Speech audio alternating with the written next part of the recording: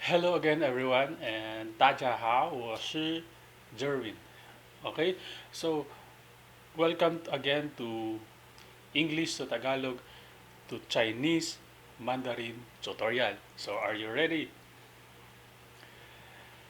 Today, ang ating pag-aaralan is what is the difference between can I and I can. So, magkaiba po yun, di ba? Pagdating sa English, is that's when you say can I is something like you're asking permission to somebody or to someone else, di ba? You're asking permission for to do something. Yun. Yun ang can I. So pagdating naman sa I can, so that means something an ability, di ba? Parang kakayahan mo. So when you say I can, yun, kakayahan or ability, that's the difference between. So, paano naman siya sabihin in Chinese? Diba? Magkaiba din ang pagbigkas it into Chinese. Okay? So, let's start with can I. Can I means, can I in Chinese is 我 is ako. 我可以 So, if you're asking, can I? Parang, 我可以吗? Like for example, 我可以借你的手机吗? Ibig sabihin nun, okay, can I borrow your phone? Diba? 我可以 or something like gusto mong gamitin. So, 这个 this one, 我可以用吗? So, can I use this? Something. Yun, 我可以用. Yong means use or to use. Yong. So, when you see this character, Chinese character na parang may dalawang window, ayan, that is in Chinese that's yong, use, to use, yon. So, 我可以用吗? Or 我可以用你的手机吗? Can I use your cell phone? Yon. That's can I or asking permission. So, yun, sa Chinese. Okay, dito naman tayo sa I can. Diba? I can. So, a while ago sinabi ko na I can is it's a something, an act of ability of something. Ulit-ulit na yung something ko. Okay, it's an act of something. Parang your ability. Okay, paano naman siya sabihin in Chinese? Paano siya bigkasin in Chinese? So, 我会, di ba? 我会. Parang sa Tagalog niyan is parang nakaka. Ang weird no. Ang weird nakaka, di ba? Kasi ability siya eh. Parang nakakapag-drive ako. Marunong or ability to do something. So marunong ako. 我会. Again is 我 is ako. Then pag sinabing can na ability is 会. 会. Babagsak siya. 会. Yan.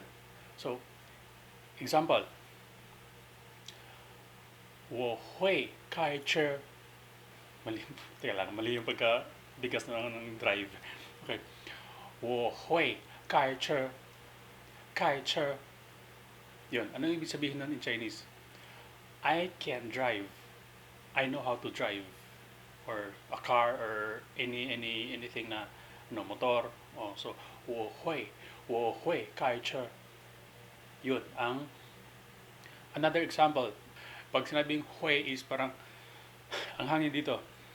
Kunin mo dito sa loob, labas. Parang 会. Parang napamalat pa ako. Kakagising ko lang. Okay. 我会. Yan. So, another example is I can speak English or I can speak Chinese. So, paano sabihin in Chinese yun? It's an ability, di ba? So, 我会说中文. So, ibig sabihin nun is I can speak Chinese. Or when you say 我会说英文.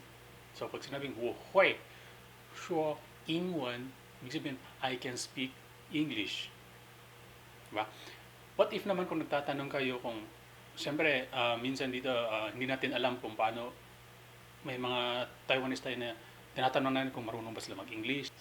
Ang ganito itatanong nyo, ni, ni is you, ni hui shuo Ingwen ma. So parang tinatanong mo siya, marunong ka bang mag-English? Kasi hirap ka sa Chinese, di ba? So tatanungin mo siya, marunong ba siya mag-English? So, ni hui shuo Ingwen ma. So, marunong ka bang mag-English? Kasi i-explain mo sa kanya bakit. Kasi hindi ako masyadong marunong mag-Chinese. So, to say that in Chinese is 因为 take note, we learned that before na ang 因为 is because, diba? 因为我的中文不太好，我的中文不太好, ibig sabihin nun is my Chinese is not that good, diba? 不太好, hindi masyadong maganda, hindi masyadong okay, diba? 我的中文不太好。哦，你会说英文吗？Oh, hindi ako masyadong marunong mag-English. Ay, mag-Chinese. Balik-balik tayo, sorry. Hindi ako masyadong marunong mag-Chinese. So, marunong ka ba mag-English? Parang ganun. Yan ang phrases na itatanong nyo sa mga strange person outside kung saan man kayo naroon. Diba? I think that's all for today, and kung may mga comment kayo, suggestions or mga tanong, just comment right it below para alam ko at kaya kong sagutin naman. So yun, just leave a comment, and then if you like this video, please follow my Facebook page, this Facebook page at the description, and then subscribe na din in my YouTube account. So we'll see you next time for our next Chinese lesson, English Tagalog to Chinese Mandarin. 再见，拜拜。